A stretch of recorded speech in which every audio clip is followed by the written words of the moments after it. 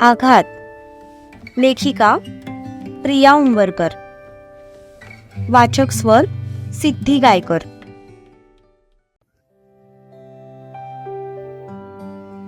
नाही मिळणार परमिशन, तो चेहऱ्यावर गंभीर भाव आणत म्हणाला. तसं तिने आश्चर्याने मागे वळून पाहिलं. का? तिने प्रश्नार्थक नजरेने विचारलं. तसा तो स्वतःशीच गालात हसला आणि पुन्हा तिच्या जवळ जात म्हणाला, सकाळी कोणाला तरी माझ्यावर खूप हसायला येत होतं ना, त्याची ही पनिशमेंट आहे, तो बेफिकीरपणे म्हणाला आणि तिच्या जवळूनच परत त्याच्या खुर्चीत जाऊन बसला. त्याच्या या उत्तराने मात्र तिला राग आला. सर, मला वाटतं की तुम्ही तुमची प्रोफेशनल आणि पर्सनल लाईफ मिक्स करताय आणि तुमच्याकडून असं वागणं नक्कीच अपेक्षित नाहीये. ती बारीक नजर करून त्याच्याकडे बघत म्हणाली. तसं त्याला हसायला आलं. सत्यजित पाटीलची बायको अगदी शोभून दिसत होती, जी आता त्यालाच प्रोफेशनचे धडे देत होती.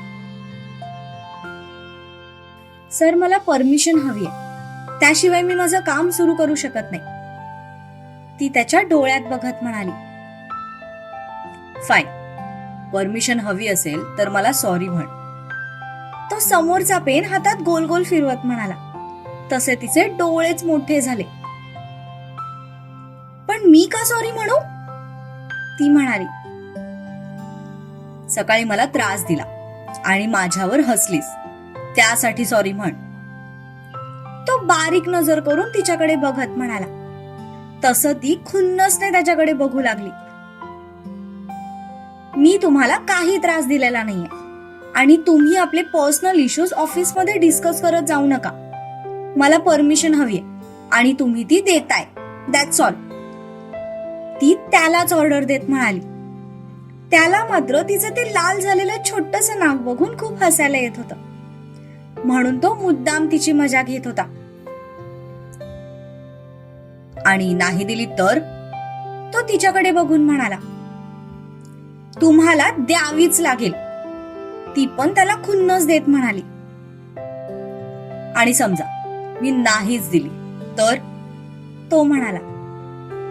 तर काय नाही, मी आत्ताच्या आत्ता घरी निघून जाईन आणि एखाद्या प्रेस किंवा स्टुडिओमध्ये अप्लाय करेन आणि तिकडे जाऊन जॉब करेन. असं म्हणत तिने नाक मुरडलं आणि बाहेर जाण्यासाठी वळली.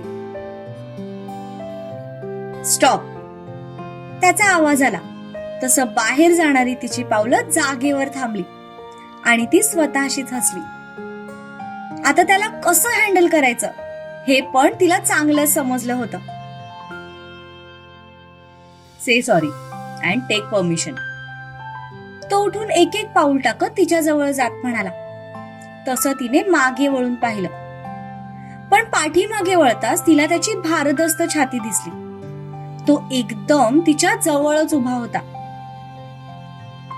तिने हळूच नजर वर करून त्याच्याकडे पाहिलं, तर तो एकटक तिच्या डोळ्यात बघत होता.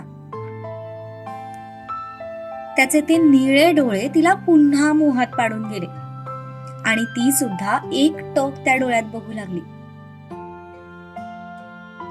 पण माझी काहीच चूक नाहीये, तरी पण मी का सॉरी म्हणायचं? ती त्या निळ्या डोळ्यात बघत म्हणाली. इथे बॉस मी आहे आणि बॉसचं सगळं ऐकायचं असतं, सो पटकन सॉरी म्हण, मी लगेच परमिशन देतो, तो म्हणाला. तसं तिने 2 मिनिटं डोळे मिटले आणि मनातला सगळा राग गिळला. तिने झाकलेले डोळे पुन्हा उघडले आणि दबक्या आवाजात म्हणाली, ओके, आय एम सॉरी, मी तुमच्यावर हसायला नको होतं, ती म्हणाली. असं सॉरी नकोय मला, तो म्हणाला. तसं तिने आता वैतागून त्याच्याकडे पाहिलं. तो मुद्दामून तिला छळतोय हे एव्हाना तिला समजलं होतं. माझ्या माहितीप्रमाणे सॉरी असंच म्हणतात, ती दुसरीकडे चेहरा फिरवत म्हणाली. तसा तो गालातच हसला. तिचा तो ऍटिट्यूड त्याला पुन्हा तिच्या प्रेमात पाडत होता. किस मी, अँड से सॉरी. तो मिश्किल नजरेने तिच्याकडे बघत म्हणाला. पण हे ऐकताच तिचे डोळे मोठे झाले आणि तिने त्याच्याकडे पाहिलं. तो ऑफिसमध्ये असं काही बोलेल याचा तिने स्वप्नातही विचार केला नव्हता. व्हॉट? ती थोडी आश्चर्यानेच म्हणाली. येस, आता चूक केलीयस तर त्याची शिक्षा पण मिळणारच ना. असं म्हणत तो एक एक पाऊल तिच्याजवळ सरकला. तसं ती घाबरून मागे सरकली. तो पुन्हा तिच्याजवळ आला. असं करत करत ती पाठीमागे दरवाजाला जाऊन टेकली. त्याने एक हात खिशात टाकत दुसरा हात दरवाजावर टेकवला. आता दोघांची नजर एकमेकांच्या नजरेत अडकली होती. सर, ऑफिस एम्प्लॉई सोबत असं वागणं चुकीचं आहे. मी तुमच्या विरुद्ध हरॅसमेंटची केस करेन, ती त्याला धमकी देत म्हणाली. तसं त्याला हसायला आलं. हो का? ठीक आहे, आधी मी हरॅसमेंट करून घेतो, मग तू माझ्यावर केस कर. असं म्हणत तो हळूहळू तिच्या जवळ येऊ लागला. तसं तिने घाबरून डोळे बंद केले. त्याचे ओठ तिच्या ओठांच्या एकदम जवळ होते. अगदी काही इंचांचंच अंतर शिल्लक राहिलं होतं. एकमेकांचे श्वास त्यांना चेहऱ्यावर जाणवू लागले होते. तिच्या हृदयाची धडधड अति प्रमाणात वाढली होती. तो कधीही आपल्या ओठांवर ओठ टेकवेल या विचारात असलेली ती आता वेगळ्याच दुनियेत जाऊन पोहोचली होती. पण तितक्यात तिला तिच्या गालांवर त्याच्या ओठांचा नरम स्पर्श जाणवला. तसं तिने डोळे अजूनच घट्ट मिटून घेतले. तिच्या गालावर ओठ रोवून तो हळूच तिच्यापासून बाजूला झाला. ती मात्र भांबावल्यासारखी त्याच्याकडेच बघत होती. तिच्या गालावर किस करून तो मागे सरकला आणि परत त्याच्या खुर्चीत जाऊन बसला. तिने हळूहळू डोळे उघडले तर तो समोर त्याच्या खुर्चीत बसलेला तिला दिसला. मिसेस पाटील, काय झालं? तो आता निर्विकार चेहऱ्याने तिच्याकडे बघून म्हणाला. तसं ती भानावर आली. हा? तिने गोंधळून विचारलं. तुम्ही अजून उभ्या का आहात? मी तर तुम्हाला केव्हाच मीटिंगची परमिशन दिली. तो गंभीर चेहरा करून म्हणाला.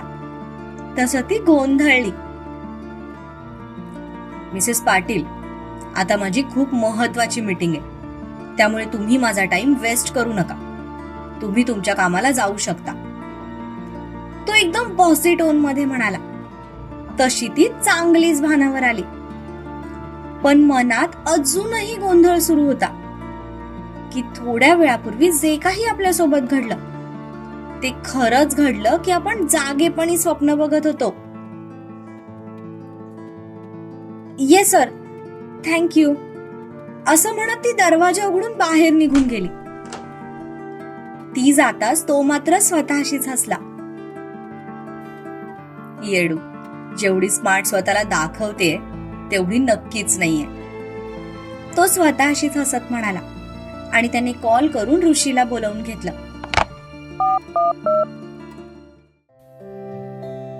इकडे ती सरळ तिच्या केबिन मध्ये आली आणि दरवाजा बंद करत वाढलेल्या श्वासांना कंट्रोल करू लागली. दुर्वा, काय होतंय हे तुझ्यासोबत? त्यांनी खरंच किस केलं का मला, की माझं स्वप्न होतं ते? ओ गॉड, हा माणूस एक दिवस मला वेड लावणार आहे हे नक्की, ती वैतागून म्हणाली आणि तिच्या चेअरवर जाऊन बसली. तिने लगेच ऑफिस डायरी मधून मार्केटिंग डिपार्टमेंट मध्ये फोन केला आणि मीटिंग अरेंज करायला लावली. कामात व्यस्त झालो की आपण हे सगळं विसरू असं तिला वाटत होतं.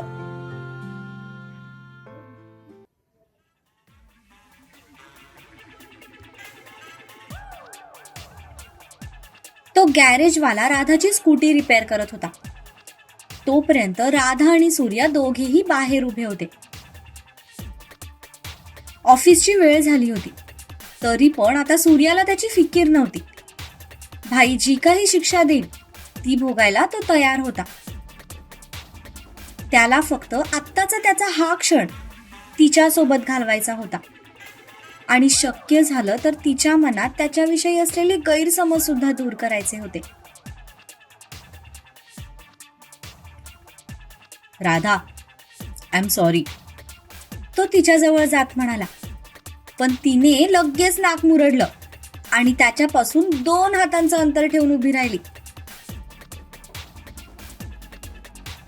माय गॉड, हे निंबाळकर इतके अखडूक आहेत, तो मनातच वैतागत म्हणाला. पण सध्याची सिच्युएशन त्याला शांतपणे हाताळावी लागणार होती. एकदा केलेली चूक आता तो पुन्हा करणार नव्हता आणि ते त्याला परवडणारही नव्हतं. राधाने तिचा मोबाईल काढला आणि त्यात टाइमपास करू लागली. यु नो व्हॉट, मला वाटलं नव्हतं की तू इतकी तिखट असशील. आधी तर किती गरीब होतीस, बोलायला पण घाबरायचीच. मला तर हे कळत नाहीये की तुझं कुठलं रूप मी खरं मानावं, आधीचं की आत्ताचं. तो तिच्या शेजारी उभा राहत म्हणाला. तसं तिने त्याच्यावर एक जळजळीत कटाक्ष टाकला आणि म्हणाली, तुझ्याकडून पण मला अशी अपेक्षा नव्हती. आणि राहिला प्रश्न माझ्या वागण्याचा, तर माझं पूर्ण नाव विसरू नकोस. राधा दिवाकर निंबाळकर, दुर्वा निंबाळकरची छोटी बहीण आहे मी. तिचीच सावली आहे. आम्ही शांत राहतो तोपर्यंत शांत राहतो, पण एकदा का आमचं डोकं फिरलं ना की मग आम्ही समोरच्याला त्याची जागा दाखवतोच. तिने ऍटिट्यूड मध्ये उत्तर दिलं आणि परत त्याच्यापासून थोड्या अंतरावर जाऊन उभी राहिली. सूर्या, तू स्वतःची एखादी शांती घालूनच घे. आता त्याशिवाय तुझी 7.5 काही जात नाही, तो मनातच म्हणाला. अच्छा बाबा, आय एम सॉरी, माझं खरंच चुकलं. मी तसं पाऊल उचलायला नको होतं. पण काय करणार, तू ना माझा फोन उचलत होतीस ना मेसेजचा रिप्लाय देत होतीस. त्यामुळे मी खूप अस्वस्थ झालो होतो. म्हणून माझ्या हातून झाली तशी चूक. पुन्हा नाही होणार ग, खरंच सॉरी, तो तिच्याकडे बघून म्हणाला. पण ती मात्र कटाक्षाने त्याच्याकडे बघायचं टाळत होती. कारण त्याच्या माफी मागण्याने आपण कमजोर पडू की काय याची तिला भीती वाटत होती. ती काहीच उत्तर देत नाहीये हे बघून तो थोडा तिच्या जवळ सरकला आणि त्याने तिचा हात हातात घेतला. सॉरी ना यार राधा, तुला पण चांगलंच माहितीये की हे सगळं मी मुद्दाम केलेलं नाही.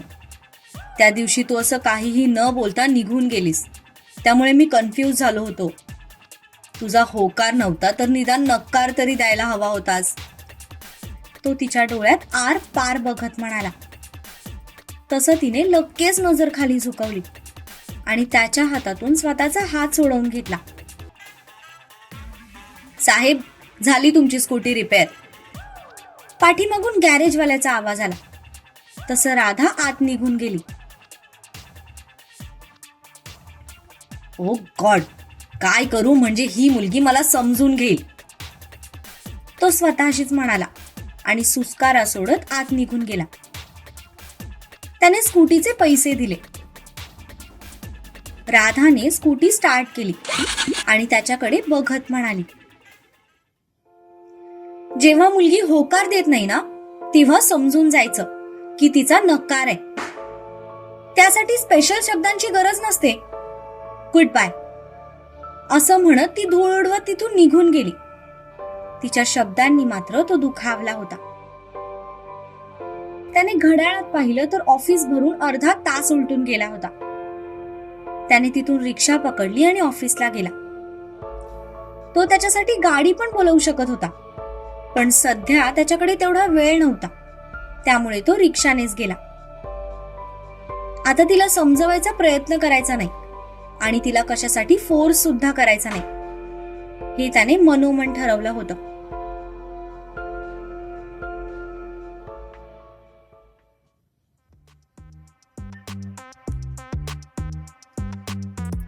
मे आय कम इन सर?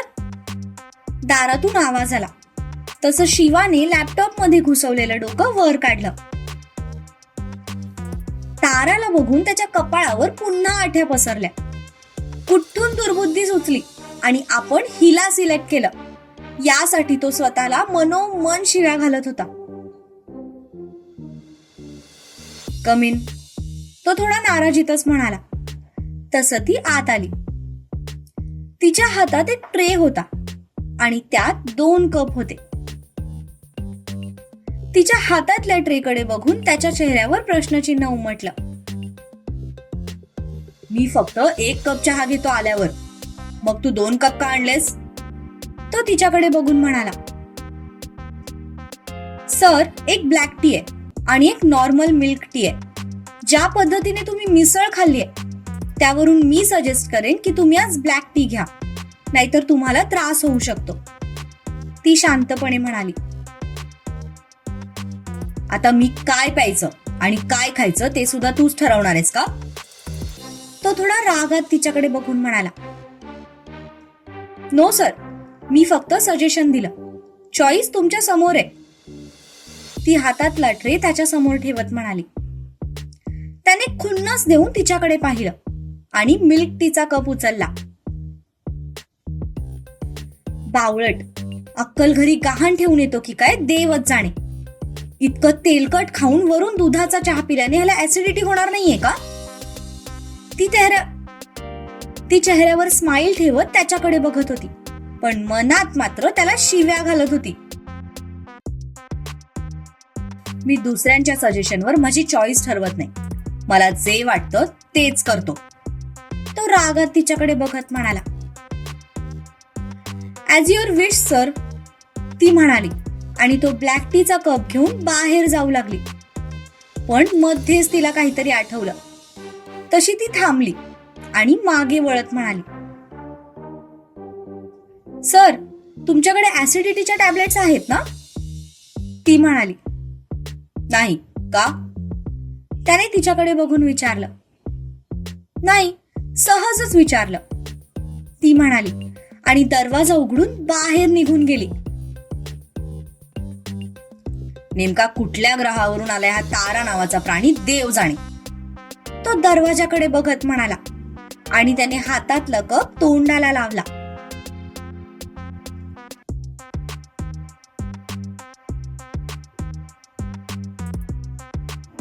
हा भाग थोडा छोटा आहे, त्यामुळे नाराज होऊ नका. पुढचा भाग मोठा टाकण्याचा नक्कीच प्रयत्न करेन. आपण लवकरच पुढच्या भागात भेटू.